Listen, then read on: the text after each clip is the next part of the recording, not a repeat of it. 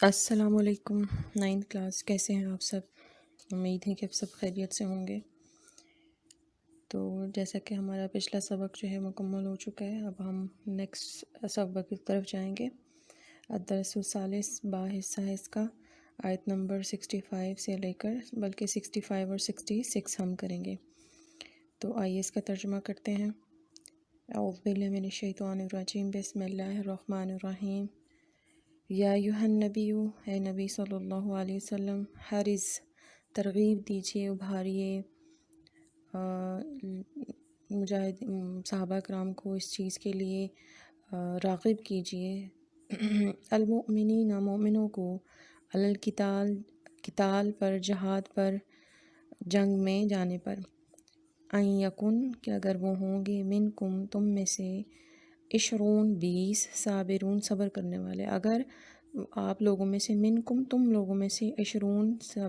20 صابرون، ثابت قدم رہیں گے، یغلبو، تو وہ غالب آ جائیں گے، 200 200 پر۔ یہاں پر اللہ تعالیٰ جو دیکھیں دنیا میں ایک بندہ دوسرے کے مقابلے پہ اس لیے سامنے آتا ہے کہ وہ اس سے طاقت میں جب زیادہ ہو، تو اللہ تعالیٰ بھی مومنوں کو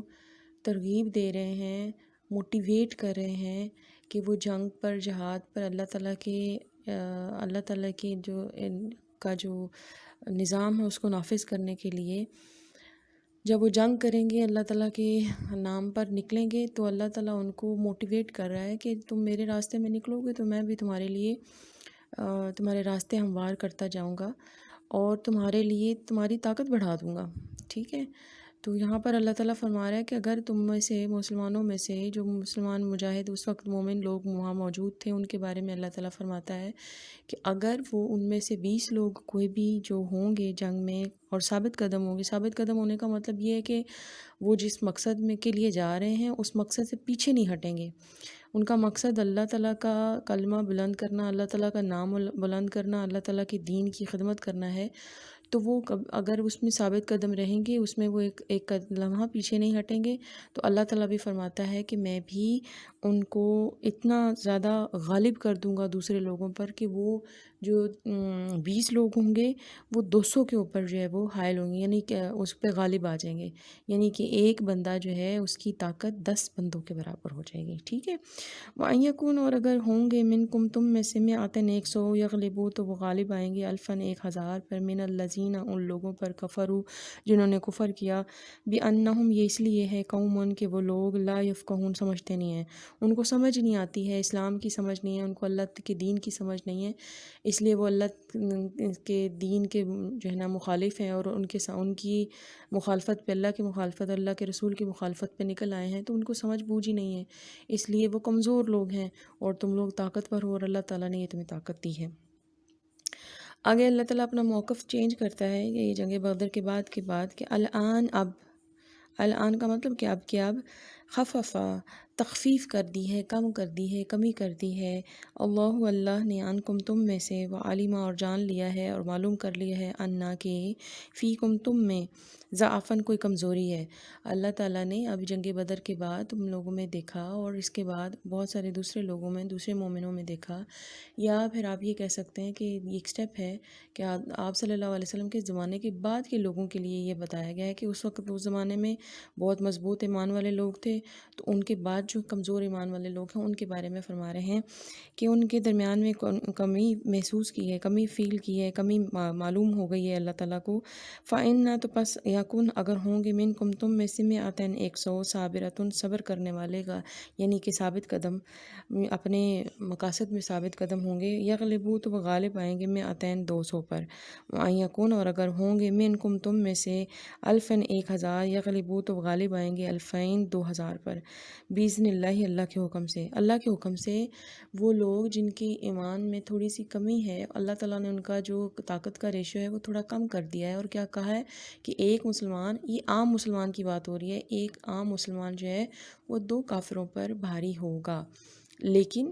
اگر اس کا ایمان مضبوط ہے تو اللہ کے حکم سے 10 لوگوں کے برابر بھی آج کے زمانے میں بھی ہو سکتا ہے۔ ٹھیک ہے.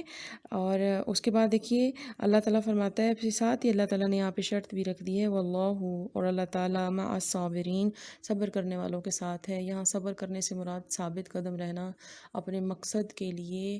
ہمیشہ کھڑے رہنا، اپنے مقصد کو ہمیشہ پانے کے لیے قائم رہنا، اس ثابت قدمی ہے. ٹھیک ہے، یا صبر کرنا ہے.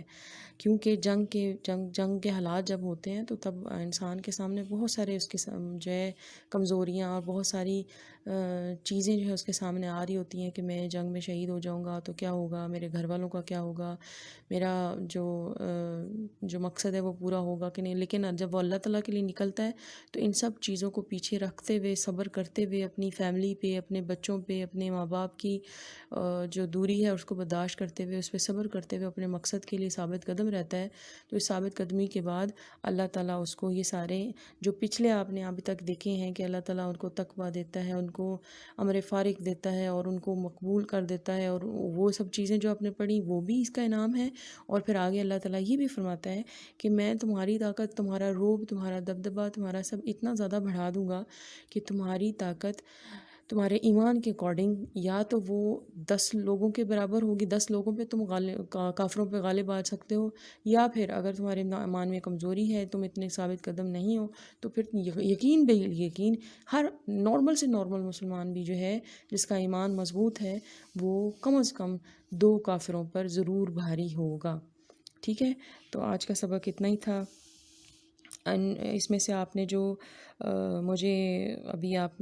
اپنی اس پہ کاپی پہ یا اس پہ سب چیزیں نوٹ تو کریں گے، لیکن آپ نے اس میں سے جو مشکل الفاظ ہیں وہ آپ نے مجھے بتانے ہیں. حارث کا مطلب کیا ہے،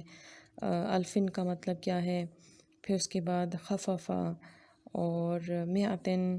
الفین.